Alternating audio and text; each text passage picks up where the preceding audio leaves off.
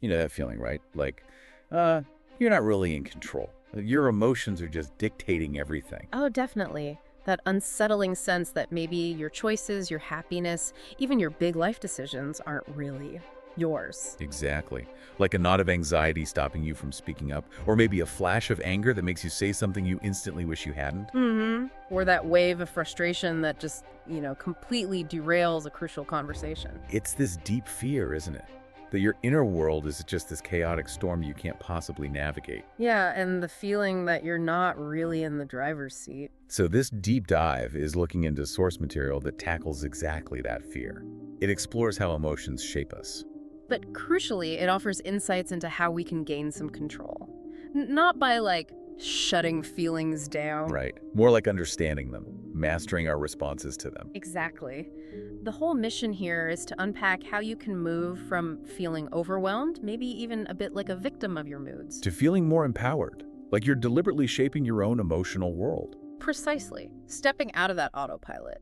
When you think about that feeling, emotions just taking over, what really hits home, for me it's often physical. Yeah, the source material talks about the stomach clenching, that flush of heat. The anxiety that just paralyzes you. It really rings true, that feeling of powerlessness. It does, and maybe even a bit of shame. Like, why can't I handle this inner tempest? Yeah. And the material suggests, look, emotions are fundamentally powerful signals. They're biological, psychological. They evolve to help us. Alerts, sort of, to danger or opportunity? Exactly, or just our own needs. But the problem comes, and this is key in the sources. When the signal becomes the master. You got it. When that storm dictates everything instead of just giving you information to work with. Okay, and here's something I found fascinating in the material. Yeah. This idea about the actual physical wave of emotion. Oh, the 90-second idea. Yeah. That if you don't keep feeding it with thoughts, dwelling on it. The pure biological surge, the raw feeling, actually passes pretty quickly, like maybe a minute and a half. Isn't that wild? So the intensity itself isn't necessarily the long-term problem. It's the story we spin around it, the thoughts we loop on that keep refueling the fire. That insight alone feels huge. It is, and the source gives this pretty stark example. About the negotiation. Yeah, where a surge of frustration wasn't checked and it led to a really costly, regretted outcome. Oof. Shows how tangible the damage can be, right? When emotion just leads the way without any filter. Absolutely. Because, well, the analogy they use is pretty good. Emotions are like the weather. You can't stop it from rolling in. Nope.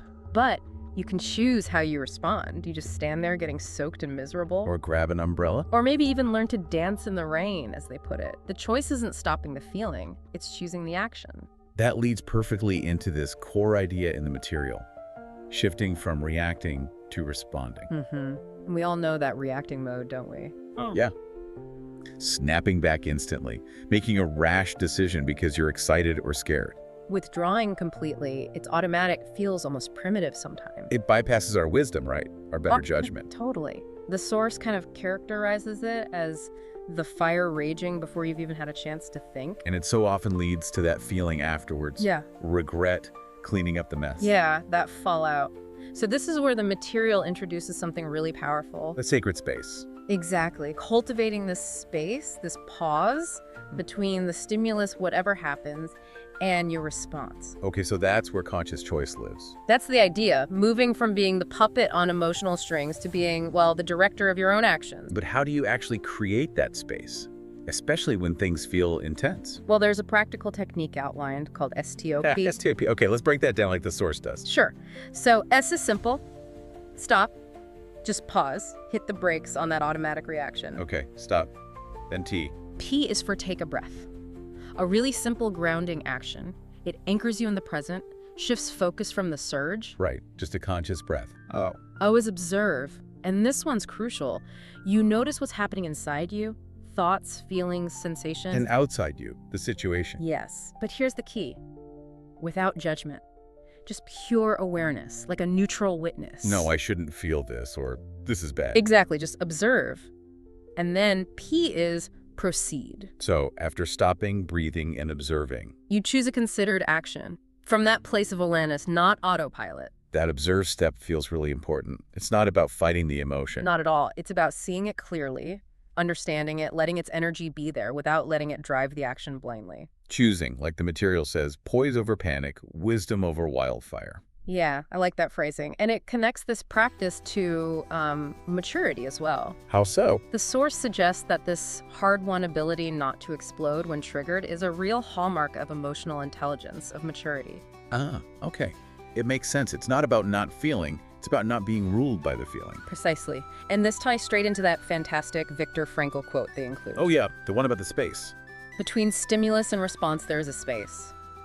In that space is our power to choose our response. In our response lies our growth and our freedom. Wow.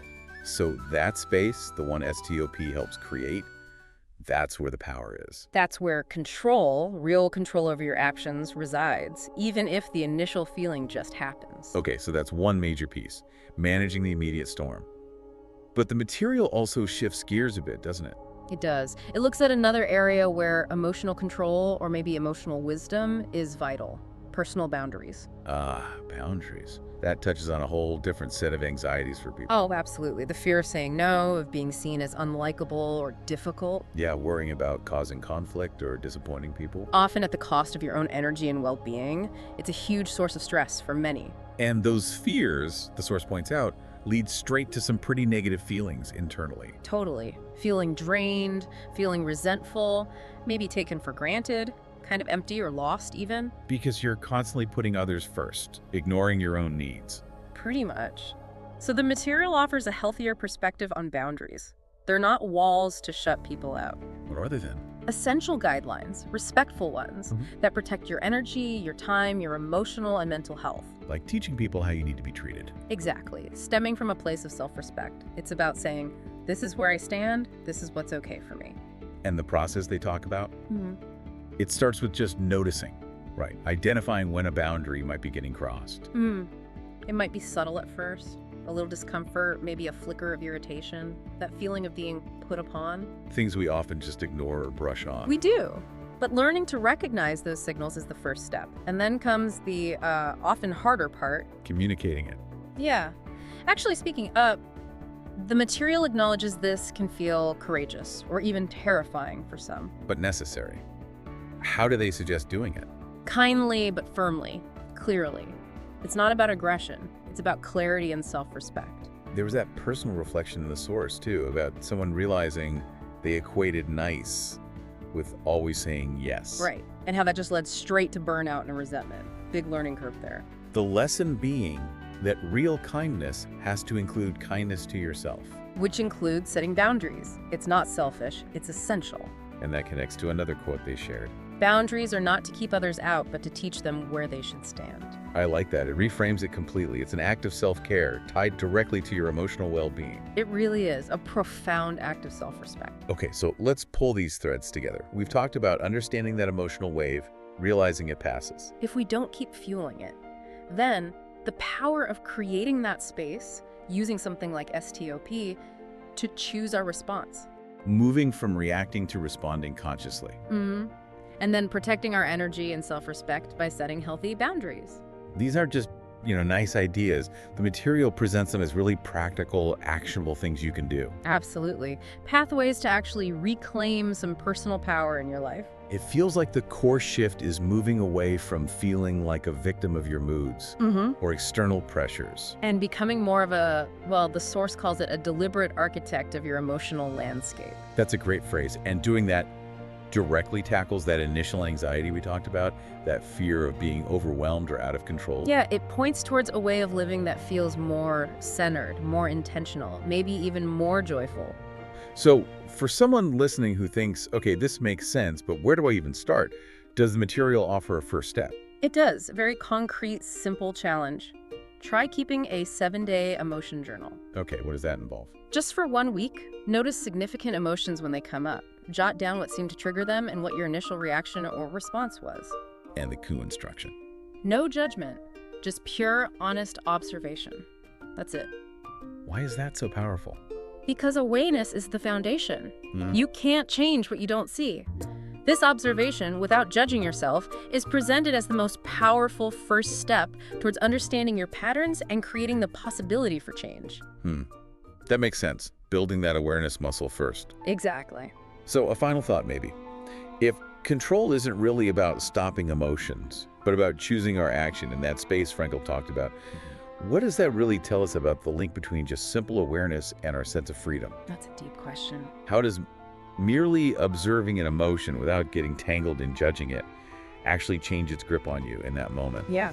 How does awareness itself become the tool for freedom? Something to really ponder as you navigate your own emotional world, maybe with a bit more intention after this.